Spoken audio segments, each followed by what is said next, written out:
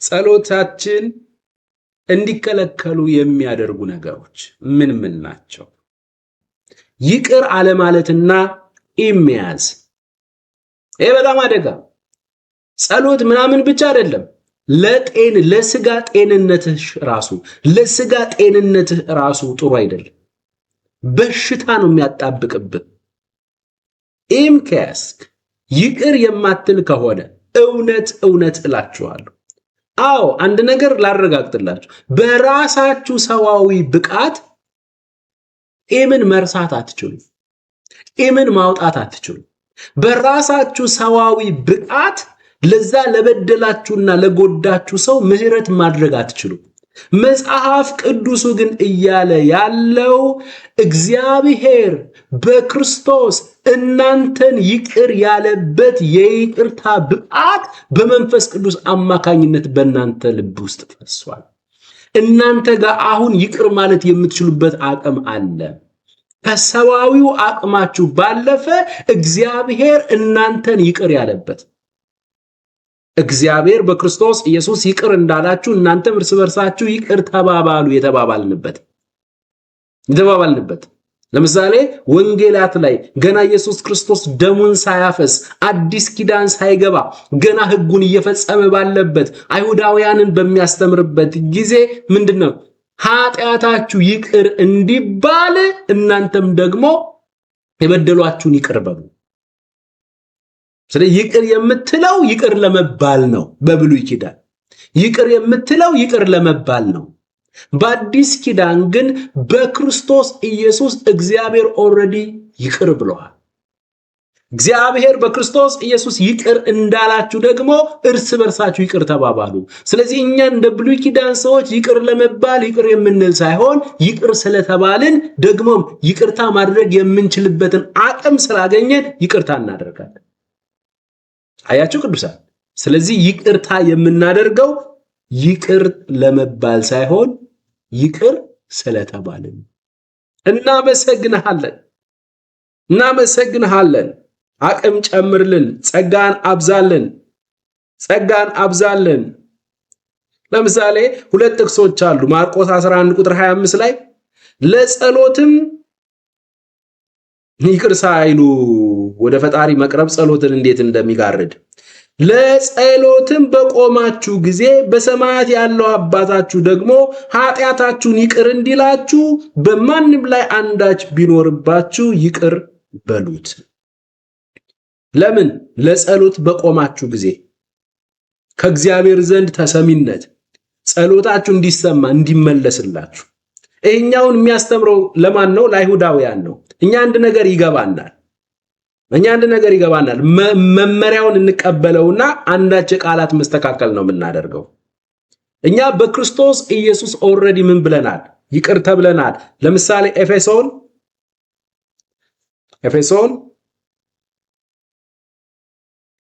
ኤፌሶን ምዕራፍ 4 ቁጥር 32 ላይ እርስ በርሳችሁ ቸሮችና ርኅሩኆች ሁኑ፣ እግዚአብሔር ደግሞ በክርስቶስ ይቅር እንዳላችሁ ይቅር ተባባሉ። አያችሁ ቅዱሳን፣ እግዚአብሔር አሁን አንተን በክርስቶስ ይቅር ብሎሃል። እግዚአብሔር አንቺን በክርስቶስ ይቅር ብሎሻል።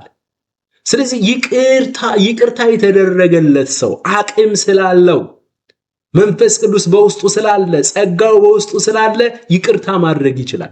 ይቅርታ የምታደርገው ግን ይቅር ለመባል አይደለም። አንተ ቀድመ ምህረት ያገኘ፣ አንተ ቀድመ በክርስቶስ እግዚአብሔር ይቅር ያለህ። አያችሁ የአዲስ ኪዳኑ መርህ አቅም ይሰጣል።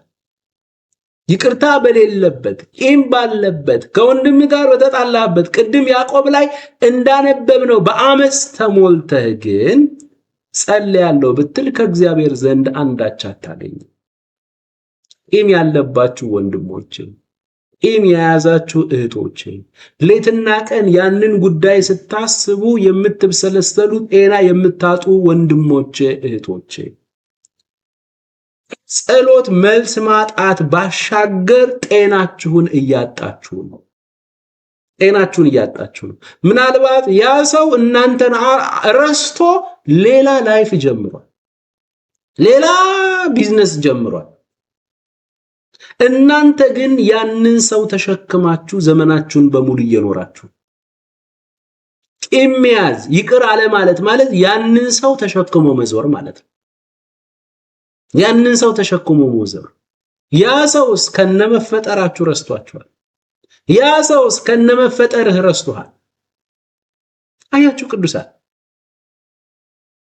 ይቅር ስትሉስ ይቅር ማለት ያንን ሰው አውጥቶ መጣል፣ መገላገል። አንተ መንፈስ ቅዱስ የሚኖርብህ እንጂ ያ ሰው የሚኖርብህ ሰው አይደለም። ብዙ ሰው በቂም ሰውነቱን ያቆስላል። ብዙ ሰው በቂም ታማሚ ነው። ብዙ ሰው በቂም ጨጓራው የለም። ብዙ ሰው በቂም እህል አይበላም። ብዙ ሰው በቂም ቢዝነሱ ሁሉ የተያያዘ ነው። ነገሩ ሁሉ የተያያዘ ነው። በቂም ምክንያት ነው። ቂም ወደፊት ለፊት እንዳትሄድ የሚያደርግ ማነቆ ነው። ቂም ወደፊት ለፊት እግሮች እንዳይሮጡ የሚያደርግ ማሰሪያ ነው፣ ወጥመድ ነው። ከዚህ ወጥመድ ውጡ።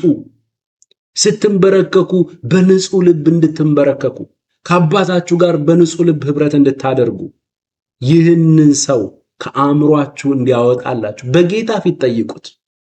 እግዚአብሔር ሆይ ተጎድቻለሁ፣ በልቤ ውስጥ ሐዘን አለ።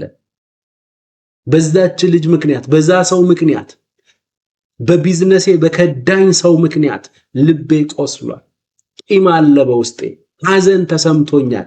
ነገር ግን ይህንን ነገር እኔ በራሴ ብቃት ማውጣት አልችልም። እርዳኝ፣ አግዘኝ በሉት። መጀመሪያ ወደ ሌሎች ጸሎት ከመሄዳችሁ በፊት ተፈወሱ። እናንተ ራሳችሁ ጤና ማግኘት ያስፈልጋል። ጤናሽን አተሽ ሙሉ ፊቱ በማዲያት የተያዘ ሰው አይላችሁ ታውቃላችሁ? ያ ሰው እኮ በውስጡ ስለሚብሰለሰል ዝም ብሎ ማዲያት እኮ ዝም ብሎ የጨረር ጉዳይ ብቻ አይደለም እኮ አለ፣ ከውስጥ አለ፣ የሆነ ህመም አለ፣ በሽታ አለ፣ ቂም አለ፣ ይቅርታ አለማድረግ አለ። እሱ ይጎዳችሁ፣ እድሜያችሁን ሁሉ ሊያሳጥረው ይችላል። እውነቱን ነው የምነግራችሁ ቅዱሳን። ስለዚህ ይሄ ነገር ጸሎታችንም ራሱ እንዲከለከልና እንዳይመለስ ያደርጋል። እሺ አባቶች ጸጋ ጨምርልን። ስድስተኛ የምንመለከተው ጸሎታችን እንዲከለከል የሚያደርግ በተለይ ዋናው በእኛ በአማኞች ዘንድ እየተከሰተ ያለው ችግር ምንድነው ሲባል በትዳር ውስጥ ያለ አለመግባባት ማለት ከትዳር አጋር ጋራ ያለ አለመግባባት ሲባል ይሄ ኖርማል የሆነውን ነገር ሳይሆን አንደኛ ጴጥሮስ ምዕራፍ 3 ከቁጥር 7 ጀምሮ የተጠቀሰ ጥቅስ አለ። በተለይ ደግሞ በባልና በሚስት መካከል ሰላምና አለመከባበር፣ ፍቅርና አለመከባበር በሚኖርበት ጊዜ ወንዱ ለሚስቱ ፍቅርን እንዲሰጣት፣ ሴቷ ለባሏ ደግሞ ክብርን እንድትሰጠው ይፈልጋል። ባጭሩ ሴቶች ምንድነው የሚፈልጉት? ለሚስቶቻችን ምንድነው ማድረግ ያለብን ሲባል ማክበርህን የምትገልጠው በፍቅር ነው። ሴት ልጅ እኮ ሚስት እኮ ትከበራለች፣ ግን ያንተ የሥራ ድርሻ በምንድነው የምታከብራት? በፍቅር ነው የሚገለጠው። ሁሉም ነገር በፍቅር ነው አንተ እንድታደርገው የታዘዝከው። ኤፌሶን ላይ ምንድነው የሚለው? ባሎች ሆይ ሚስቶቻችሁን ክርስቶስ ኢየሱስ ቤተክርስቲያንን እንደሚወድ አድርጋችሁ ውደዱ። ኢየሱስ ቤተክርስቲያንን እንዴት ነው የወደዳት? አንኮንዲሽናሊ እንዴት ነው የወደዳት? ስታስደስተው ወይም ደግሞ የሆነ ነገር ስታሟላለት ብቻ ነው የኢየሱስ ፍቅር ለቤተክርስቲያን የሚገለጠው? አይደለም። ስለዚህ በኢየሱስ አይነት መውደድ ኢየሱስ ክርስቶስ ቤተክርስቲያንን እንደሚወዳት ሚስቶቻችሁን ውደዱ። ይህ መውደድ ደግሞ ከቃላት ባለፈ በድርጊት ምን የሚል ነው? የሚገለጥ ነው። እርሱ ቤተክርስቲያንን እወድሻለሁ ብቻ አይደለም ያላት፣ ስለወደዳት ነፍሱን ስለ እርሷ አሳልፎ እንደሰጠ ይላል መጽሐፍ። አያችሁ፣ እስከ ድረስ እንደሚሄድ ማለት ነው። ስለዚህ ባል ሚስቱን የማፍቀር ግዴታ አለበት። ትልቁ የቤት ስራው እርሱ ነው። ፍቅሩን በድርጊት መግለጥ አለበት። ኦኬ፣ መንከባከብ አለበት። አካሏን መንከባከብ አለበት። አካሏን መመገብ አለበት። መንፈስ፣ ነፍስ፣ ስጋዋ የሚጎድልበት ነገር እንዳይኖር መትጋት አለበት። ለመንፈሷ የእግዚአብሔርን ቃል፣ ጸሎትን፣ በረከትን እያደረገ እንዲሁም ደግሞ ለስጋዋ ደግሞ የሚያስፈልገውን መግቦት ከጥፍር ቀለም ጀምሮ እያንዳንዷን ነገር በቻለው አቅም የማሟላት ግዴታ አለበት። ሴቶች በጣም እየተደሰቱ ነው ይህንን ሳወራ። ወደ ሴቶች ደግሞ እመለሳለሁ። ሚስቶችስ ባሎቻቸውን ደግሞ ምን ማለት አለባቸው? ማክበር አለባቸው። ለባሎቻቸው መታዘዝ አለባቸው። ኦኬ፣ ቤተ ክርስቲያን ለክርስቶስ እንደምትገዛ ለባሎቻችሁ ምን በሉ ተብሏል? ተገዙ ተብሏል። ተገዙ የሚለው ቃል ጥቃት ተፈጽሞበታል። ብዙ ጊዜ አያለው በጣም ጥቃት ተፈጽሞበታል። መገዛት ማለት ምን ማለት ነው? መገዛት ማለት ባልየው ፈላጭ ቆራጭ ሆኖ እንደፈለገ ይጫወትባታል ማለት ነው? ፈጽሞ።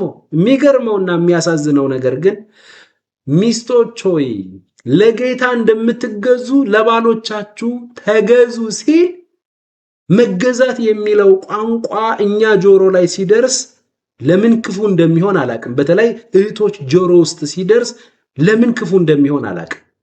ማለት በቃ እንደፈለገ ይጫወትብኛል ማለት ነው ይላሉ። አይደለም። ግን ከዛ በፊት እኮ አንድ ጥቅስ ጠቅሷል እኮ እህቶቼ፣ ሚስቶች ሆይ ካለ በኋላ ለባሎቻችሁ ተገዙ አይልም እኮ። ለጌታ እንደምትገዙ። ለጌታ የምትገዙት ኢየሱስ እንደፈለገ እየተጫወታባችሁ ነው ወይ? ፈላጭ ቆራጭ ሆኖ ነው ወይ ኢየሱስ በእናንተ ላይ? ለኢየሱስ እንደዚህ የምትንሰፈሰፉለት፣ ኢየሱስ ሲነሳ የምታነቡለት በምን ምክንያት ነው?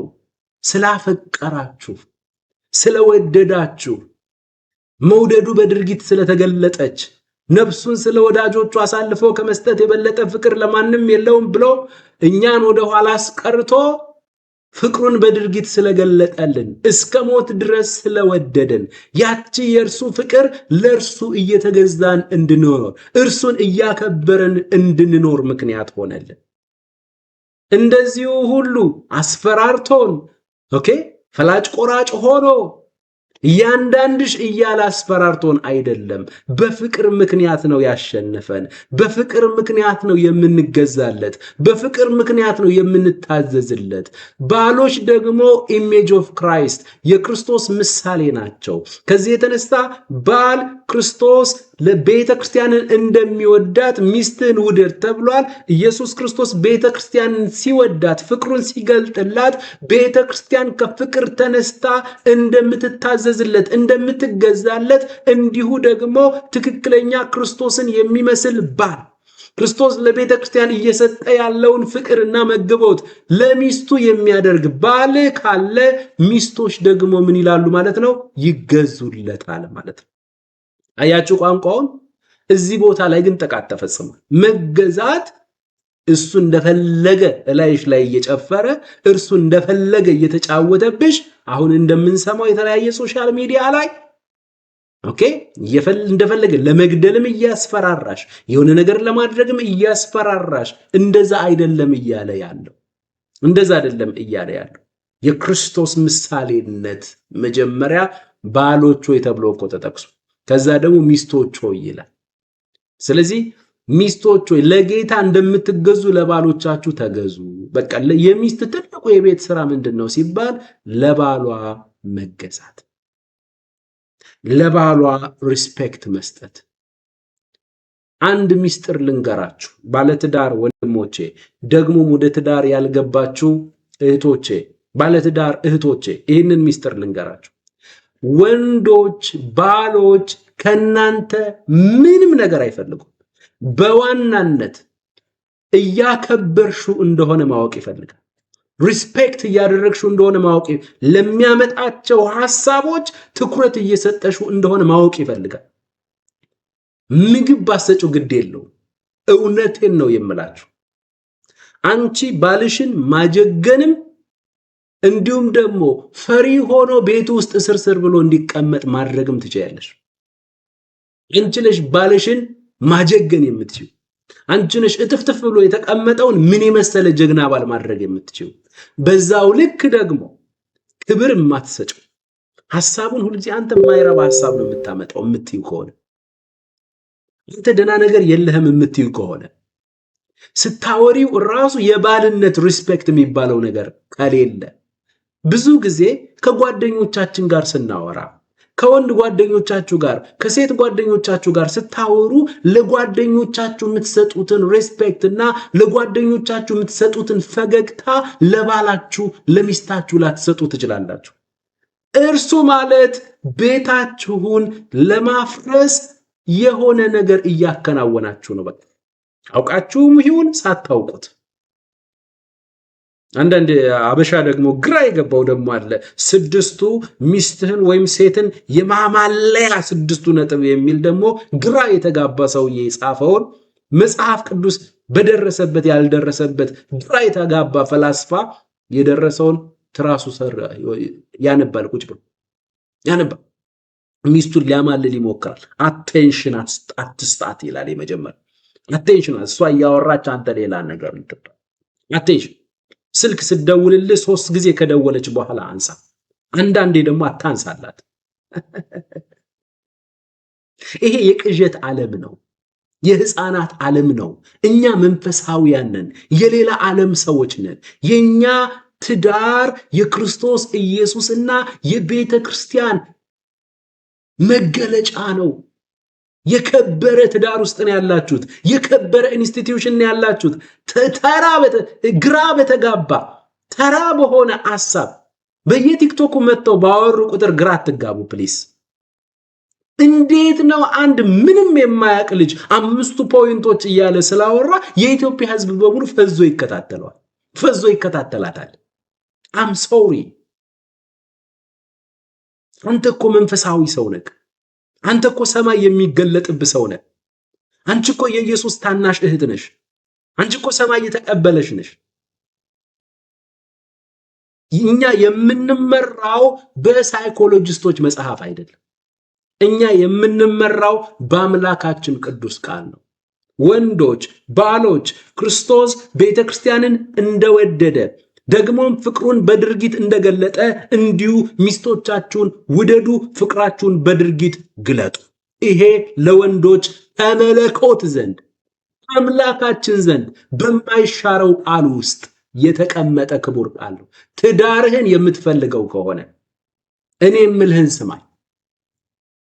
ትዳርህን የምትፈልገው ከሆነ ትዳር የመሰረተው ክፍል ብቻ ነው ማብራሪያ የሚሰጠው። ስለ ትዳር ግራ የተጋባ የረባ ትዳር እንኳን የሌላቸው ፈት የሆኑ ሳይኮሎጂስቶች፣ ተስፋ የቆረጡ ሳይኮሎጂስቶች፣ ፈላስፋዎች የሚጽፉትን ነገር እያነበብክ ሐሳባዊ ዓለም ውስጥ ገብተህ ሚስትህን የልጅነት ሚስትህን አትጥላ።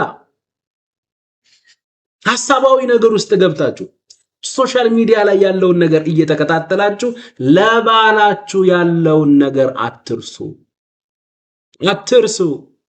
ወደ ልባችን እንመለስ፣ ወደ ቃሉ እንመለስ። የአምላካችን ቃል ነው የኛን ቤት የሚመራው። የአምላካችን ቃል ነው የቅዱሳንን ቤት የሚመራው። የቤታችን መሰረት የአምላካችን ቃል ነው። ሚስቶች ሆይ ቤተ ክርስቲያን ለክርስቶስ እንደምትገዛ ለባሎቻችሁ እንዲሁ ተገዙ። በቃ አንቺ የሚጠበቀውን አድርጊ፣ የሚጠበቀውን አድርግ። ጌታ ደግሞ ያኛውን ሰው ይረዳዋል። አንቺ መገዛት ካለብሽ ተገዢ፣ ጌታ ያንን ወንድ ያስተካክለዋል። ብዙ ነገር የሚጠብቅሻል። እውነት ለመናገር ለምሳሌ ታስታውሳላችሁ ሳራ፣ አብርሃምና ሳራ ይጠቅሳታል። እንዲሁም ጴጥሮስ አብርሃምና ሳራ ጌታዬ እያለች ነው የምትታዘዝ። የሚስትነት ቦታዋን ይዛለች። የሆነ ቦታ ላይ አብርሃም ካዳት። በቃ ይገሉኛል፣ ስለዚህ ሚስቴ ናት ካልኩኝ አንቺ በጣም ቆንጆ ስለሆንሽ እኔን ገለው ነው አንቺን የሚወስድ እና እህቴ ናት፣ ታናሽ እህቴ ናት እላለሁ። አንቺም ስትጠየቂ ወንድሜ ነው በይሺ። እኮ ክደት ነው። እሷ እሺ ትላለች። ተመልከት መታዘዝን፣ እሺ ትላለች። ኔጌቲቭ ነገር እኮ ነው። እሺ ነው የምትለው። ብሎ ነገር የለም ምናምን ነገር አይደለም ያለችው። ተረጋጉ። የማርች 8 መንፈስ ቆይ ተረጋጉ። የማርች 8 መንፈስ በሌለበት በነሳራ ዘመን እንዴት የሰማይ ጥበብ እንደተገለጠ እሺ አለች ሳራ። መጡ።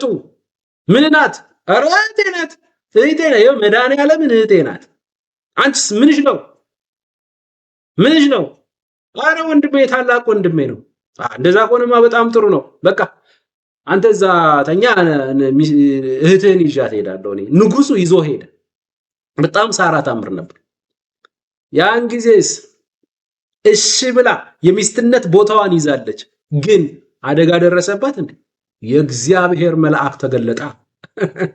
የእግዚአብሔር መልአክ ተገለጠ። የሚስትነት ቦታዋን ጠብቃ ነው እሺ ያለችው። አብርሃም አይደለም ያስጣላት፣ ባሏማ ክዷታል። አይዙ በትዳር ውስጥ ደግሞ መመሪያ የሰጠው አምላኳ ግን አልተዋት። መልአኩን ላክ፣ በህልም አናገረው። ትነካትና በቃ አካባቢ ላይ ችግር ይፈጠራል አለው። ባጭሩ ተመልከቱ። ሳራ ተጠበቀች። ሳራ ከአደጋ ተጠበቀች፣ የሚስትነት ቦታዋን ይዛ። ስለዚህ እንደዚህ አይነት እንኳን ክፉ አይነትን አጋጣሚ ቢያጋጥም እንኳን ጌታ ስለ ቃሉ ታማኝ ነው ልላችሁ ፈልጌ ነው። ስለዚህ ሚስትህን ውደድ፣ ባልሽን አክብሪ። በዚህ አይነት ነገር ውስጥ ስትኖሩ ቤታችሁ ሰላም፣ ነገራችሁ ሁሉ ይፈጥናል፣ ቢዝነሳችሁ ይቸኩላል፣ ሁሉም ነገር ይሳለጣል። በቤት ውስጥ ወንዱ አባወራ ነው፣ መሪ ነው፣ ካህን ነው። ሴቷ ደግሞ ምን ናት? ረዳት ናት፣ አጋዥ ናት፣ የንግስት ናት። ከዚህ የተነሳ ፊት ለፊት ያለውን ቦታ ይዞ ሲመራ ባል የሚስት ራስ ነው፣ ሚስት ደግሞ የባል አካል ናት። ቤቱ በእግሩ ቆሟል። መፍጠን መሮጥ ይችላል እግዚአብሔር ወዳዘጋጀለት ፍጥነት። አንዳንድ ቤት ስትሄዱ መሪዋ እሷ ናት። ቤቱን እንዲህ የምታሽከረክረው እሷ ናት። እሱ ዝም ብሎ ፕሮግራም ተከታታይ ነው። እሷ ናት። አንዳንድ ቤት ከሄዳችሁ በጣም ታፍራላችሁ። ይጋብዟችሁና ትሄዳላችሁ። ሃሌሉያ ትላለች፣ ድምጿን አጎርንና እንኳን ደህና መጣችሁ፣ እንኳን ደህና። እሱ ዝም ብሎ እዛ ጋር ተቀምጧል። እሷን ሰላም ካልክ በኋላ ነው እሱን ሰላም የምትለው ሁሉ። ውጭ ወጣ የምታስገባችሁ እሷ ናት። ይሄ በጣም የተምታታ ነው ባጭሩ። በቤት ላይ አባወራ መሆን ያለበት፣ ቤት ላይ ፊት ለፊት መሪውን መያዝ ያለበት፣ እንግዳ ሲመጣ ድምፁን ማውጣት ያለበት እሱ ነው። በሩን መክፈት ያለበት፣ እንኳን ደህና መጣችሁ ግቡ ምናምን የሚለውን ነገር ማድረግ ያለበት ባል ነው። በጣም ሴኪውርድ ናት እሷ። ሚስትህንም ለብዙ ነገር አታጋልጣትም፣ ለስህተትም አታጋልጣትም፣ ለአፎ ለምታ ራሱ አታጋልጣትም። ከዛስ በቃ ታስገባቸዋለች። እሱ እዛ ጋር ሆኖ እንዴት ናችሁ? ደህና ናችሁ? እንኳን ደህና መጣችሁ ይላል። እሷ ደግሞ ፈረማ። ሃሌሉያ! እንኳን ደህና። ዛሬ የእግዚአብሔርን ክብር የምናይበት ሰዓት ዘን ይገባሉ ምናምን ነገር። ከዛ የጸሎት የሆነ ምግብ ምናምን ነገር አቅርባለች። ሃሌሉያ! እስኪ እንጸልያለን ለምግቡ ትላለች። ባሌ ይጸልያል እንኳን አትል። እሱስ እዛ ጋር ተወትፎ እኩል ከእንግዶች ጋር ይጸልይለታል። ከዛ ደግሞ ትንሽ ጥቆይና እስኪ ሃሌሉያ ለሰውነታችን የሚሆነው ምግብ ደግሞ በልተናል፣ አሁን እስኪ እግዚአብሔርን ቃል ደግሞ እንካፈላለን ብሎ መጽሐፍ ይዛ ደግሞ ትነሳለች። እሱን ልጅ ብሎ ይጨርሳል። ሃሌሉያ አሜን። የግራማ አንዳራ ባሻከ ይላል። ደግሞ ይሄ ልሳን አይደለም። ልሳን ቢሰጥ ራሱ አበላሽተኸዋል። ወንድነትህን አልጠበቅም፣ ቦታህን አልያዝክም፣ የክህነት ቦታህን እግዚአብሔር የሰጠህን የባልነት ቦታ አልያዝክም። እንደተነካ አታስመስል። በቃ ያ ቤት ሙሉ ራን የምታደርገው ማናት ብትሉኝ ሴቷ ናት። እንደዛ የምትጫወትበት ሴቷ ናት። ስለዚህ ምን ማለት ነው ሲባል እሷ የቤቱ ራስ ሆናለችና ምን ተቀይሯል? የተገለበጠ። ቅድም ባል የቤቱ ራስ ሲሆንና ሚስት አካል ስትሆን ሰው የቆመ ነው። አንድ ሰው በእግሩ የቆመ ሰው ታያላችሁ። በእግሩ የቆመ ቤት ታያላችሁ። ሴቷ ተገልብጣ ራስ ስትሆን እግር ወደ ላይ ጭንቅላት ደግሞ ወደ ታች። ይሄ ቤት በምኑ ነው የቆሙ ማለት ነው? በጭንቅላቱ ነው የቆሙ። መላእክቶች ከላይ ሲያዩ ጥሩ ነገር ይታያቸዋል? አይታያቸውም። በመቀጠልስ ይሄ ቤት ይፈጥናል ብላችሁ ታስባላችሁ? በእግሩ እንደቆመ መሮጥ እንደሚችል እግዚአብሔር ወዳዘጋጀለት ሰክሰስ እንደሚፈጥን አይነት ትዳር ነው? አይደለም። በእግርህ መራመድ አትችልም። በእግርህ ርቀት መጓዝ አትችልም። እዛው ትንፋቀቃታለህ። እዛው ትጸልያለህ። የለም፣ ቦታ ተገልብጧል። ይኸውላችሁ እግዚአብሔር ለቤተ ክርስቲያን የሚሆነውን መግቦት በክርስቶስ በኩል እንደሚያመጣ ሁሉ ለመኖሪያ ቤት የሚሆነውን መግቦት በባል በኩል ነው የሚያመጣው። ክርስቶስ የቤተ ክርስቲያን ራስ፣ ባል የሚስት ራስ። እችን ነገር እንዳትረሱ፣ እችን ጥበብ። ሚስትህን ስትባርካት ይሰራል። ሚስትህን ከረገምካት አይሰራም። በጣም ተጠንቀቁ ለምትናገሩት ነገር። ባርካት፣ ትችያለሽ በላት፣ ጸልይላት። አእምሮዋ ላይ ጭንቅላቷ ላይ ጭነ ጸልይላት። እግዚአብሔር ይረዳሻል። በቢዝነስሽ ተከናወኝ፣ በስራ ቦታ ሞገስ ይሰጥሽ ብለክ አሰማራት። እኔ ተቀበልሻለሁ፣ አም ፕራውድ ኦፍ ዩ በላት። ጀግና ነው የምትሆነው። የተባረከች ሚስት ነው የምትሆነው። በስራ ቦታ ሁሉ ትልቅ ስራ ነው የምትሰራው። አንዳንዱ ባልስ ኢትዮጵያዊ ባል አንቺ ብታዩ ይሻልሻል፣ እንዲሁ ጀምረሽ እኮ መጨረስ አትችይም እኮ። በኩል ከእናቶች ጋር ቁጭ ብሎ የሚያወራ ወረኛ ነው የሚመስል። ብታግዛት ምን አለበት? በጸሎት በአይዲያ ብታግዛት ምን አለበት? አይዞሽ በርች ብትላት ምን አለበት? እንደዛ ይላታል። እንደዛ ሆና ተንኮታኩታ ከመስሪያ ቤትም ራሱ ልትባረር ትችላለች። ጥበብ የላቸውም ብዙ ሰዎች፣ ጥበብ የላቸውም። ስለዚህ እንደዚህ አይነት ነገሮችን ነው ያልኳለች እንጂ ግጭቶች፣ የሐሳብ አለመስማማት ምናምን ነገር አለ በደንብ አለ። ያ ነገር መቼ ነው የሚያልቀው? ወደ ጌታ ስትሄድ እየቀነሰ እንጂ አይጠፋም። ለምን? አንተ ወንድ ነህ፣ እሷ ሴት ናት። የተለያየ ፍጥረት ናችሁ።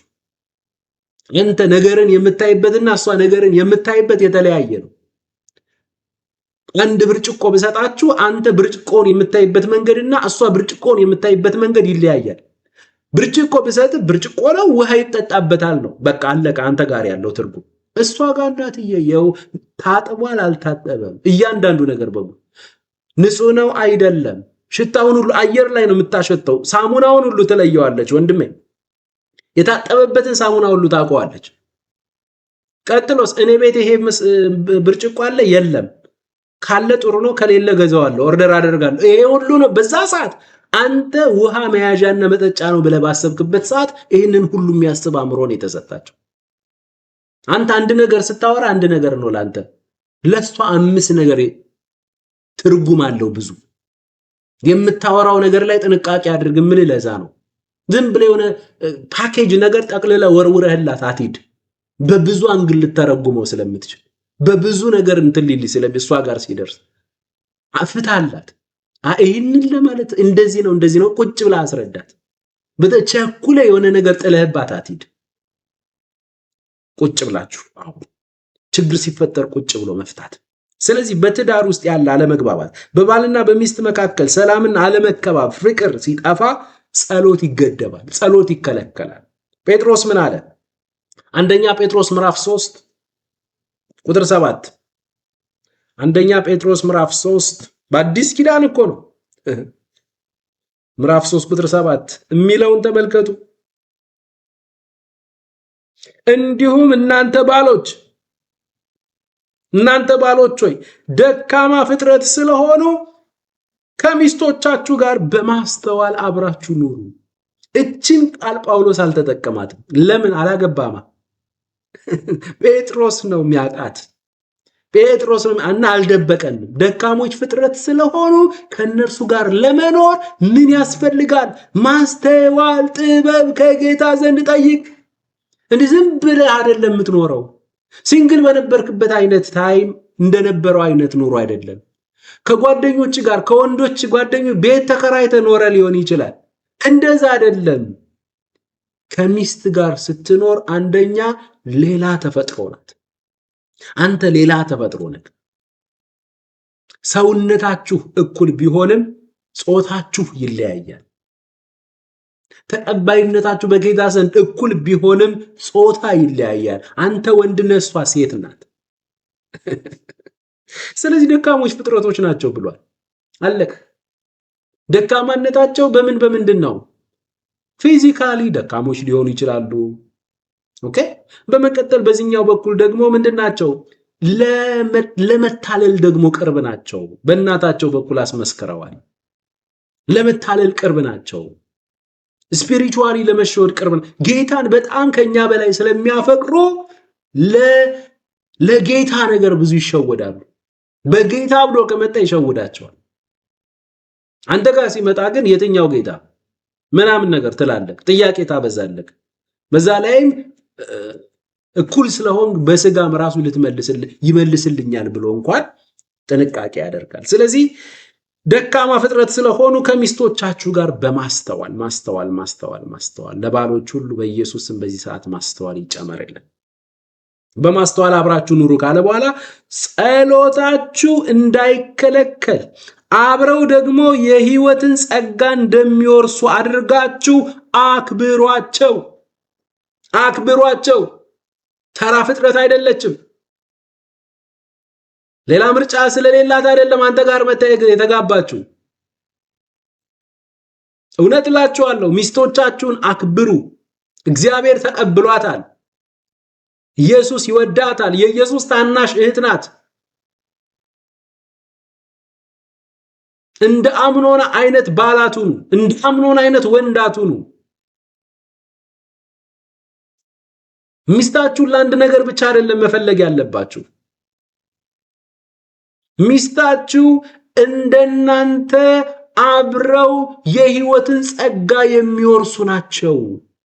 እግዚአብሔር ተቀብሏቸዋል። የእግዚአብሔር ልጆች ናቸው። የክርስቶስ ታናናሽ እህቶች ናቸው።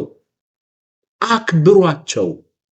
ይህ ነው ቅዱሳን። እውነት እላችኋለሁ ጥበብ ነው እየነገረን ያለው እግዚአብሔር።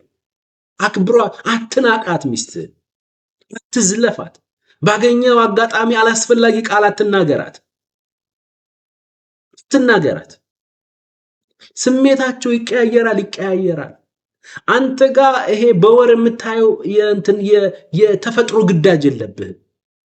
እነርሱ በወር ውስጥ ግዳጅ አለባቸው። የተፈጥሮ ግዳጅ አለ።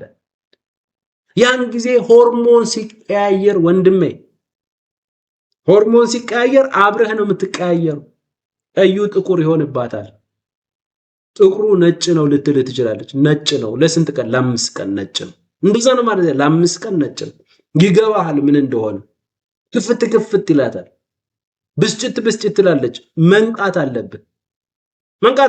ይሄ ነጭ ነው ስትል ቶሎ ብለህ ጥቁሩን ነጭ ነው ካለች እንትኑን አስታውስ። ቀኑ መቼ ነው በል። ቀኑ መቼ ነው? 20 ምናምን ነው። በጣም ጥሩ። 22 ከሆነ እስከ 27 ይሄ ነገር ምንድነው? ነጭ ነው። አንተ ነጭ ነው አንቺ እያልክ መሰንበታል። በጥበብ ትኖራለህ። አንደርስታንድ እያደረጋችሁ በጥበብ መኖር፣ መዋሸት ሳይሆን በጥበብ መኖር እያልኳችሁ ነው። መረዳት፣ እነሱ ያሉበትን ሁኔታ መረዳት፣ የሆርሞን ችግር እንደሆነ፣ የሆርሞን ለውጥ እንደሆነ መረዳት። እንደዚህ አይነት ነገር እንጂ ዝም ብለህ አብረህ የምትጫጫ ከሆነ ከሳምንት በኋላ እሷ ትረሳዋለች። አንተ ብዙ ነገር ፈጥረሃል በዛ ሰዓት። በስሜታዊነት በጥበብ መኖር። ስለዚህ አክብሯቸው፣ ሚስቶቻችሁን አክብሯቸው። የሚገርመው ነገር ሚልኪያስ እንደዚህ አይነት ሐሳብ አለ። ሚልኪያስ ምዕራፍ 2 ከቁጥር 14 ጀምሮ እስከ 16 እናንተ ስለምንድን ነው ብላችኋል? እግዚአብሔር ለምንድን ነው የማይሰማን? እግዚአብሔር ለምንድን ነው ጸሎታችንን የማይሰማ? ለምንድን ነው? እናንተም ስለምንድን ነው ብላችኋል? ሚስትህን ባልንጀራህን የቃል ኪዳን ሚስት ሆና ሳለች እርሷን አታለሃልና እግዚአብሔር ባንተና በልጅነት ሚስት መካከል ምስክሩ እርሱ ነው። ምስክሩ እርሱ ነው። ስለዚህ ጸሎታችሁን ልሰማ ስመጣ ጸሎታችሁ መሰዊያችሁ በሚስቶቻችሁ እንባ የተሞላ ነው። በሚስቶቻችሁ እንባ የተሞላ ነው። እንዴት አድርጌ ልመልስላችሁ? በኢየሱስ መሰዊያው በሚስቶች እንባ የተሞላ ነው። ክርስቲያን ሆይ፣ አገልጋይ ሆይ፣ ወንድሞች ሆይ በደንብ አዳምጡ። ያገባችሁ ሚስትህ አልቅሳ አንተ መድረክ ላይ ቲያትር እሰራለሁ የምትል ከሆነ እግዚአብሔር ባይሰማህም እኛም አንሰማህም። መጀመሪያ ሚስትህን አስደስት ነው የሚልህ እግዚአብሔር። መጀመሪያ ቤት ላይ ሰላም ፍጠር። ለገዛ ቤቱ የማይሆን ለኔ ሊሆን አይችልም ብሏል። ከዚህ የተነሳ በጋብቻ ውስጥ ያለ አለመከባበር፣ በጋብቻ ውስጥ ያለ በሚስት ላይ የምታደርሰው ጥቃት፣ በባልሽ ላይ የምታደርሽው ጥቃት፣ ይህንን ነገር ካደረጋችሁ በኋላ ሚስትህን አስለቅሰህ ሚስትህን አዋርደ ባልሽን ሳታከብሪ በእግዚአብሔር ፊት ብትንበረከኩ ትርጉም የለውም።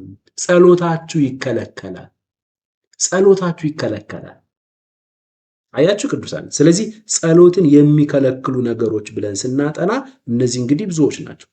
መጨረሻ ላይ ቢያንስ የድሆችን ጩኸት አለመስማት የሚል አለ። ለተቸገሩ ሰዎች ጆሮአችንን ስንዘጋ የኛም ጩኸት በፈጣሪ ዘንድ ተቀባይነትን ያጣል። ምሳሌ ምዕራፍ 21 ቁጥር 13 ከብሉይ ኪዳን ነው ይሄ። የድሃውን ጩኸት እንዳይሰማ ጆሮውን የሚደፍን ሰው እርሱ ራሱ ይጮሃል አይሰማለትም ይላል። እንዲሁም ደግሞ ንስሐ ያልገባንበት ኃጢአት፣ በልባችን ውስጥ ኃጢአት እያለ በክፉ መንገድ እየተጓዝን የምናደርገው ጸሎት ተሰሚነት አይኖረውም። ለዚያም ነው መዝሙር 66 ቁጥር 18 በልቤስ አመፅን አይቼ ቢሆን ጌታ አይሰማኝም ነበር ይላል መዝሙር። ስለዚህ እንደዚህ አይነቶች ነገሮች አሉ። ለማሳጠር ያክል ነው ይሄንን ያልኩት። እናንተ ደግሞ መንፈስ ቅዱስ ያሰፋላችኋል። ስለዚህ በአዲስ ኪዳንም ጸሎት ይከለከላል። እነዚህ ነገሮች ሁሉ ምክንያቶች ናቸው እና ይህንን ይመስላል የጸሎት እንቅፋቶች፣ ጸሎታችን እንዲከለከል የሚያደርጉ ነገሮች። እግዚአብሔር የተባረከ ይሁን። መጽሐፍ ቅዱሳዊ ጸሎት የሚለው ትምህርታችን ዛሬ ተፈጸመ። ይህንን ይመስላል። በእግዚአብሔር ጸጋ ጀምረን ጨርሰናል። ከእግዚአብሔር ከአባታችን ከጌታም ከኢየሱስ ክርስቶስ ብዙ ጸጋ፣ ብዙ ሰላም፣ ብዙ ምሕረት ለሁላችን ይሁን። አሜን። እግዚአብሔር ይባረክ። ኔክስት ላይ ደግሞ ጌታ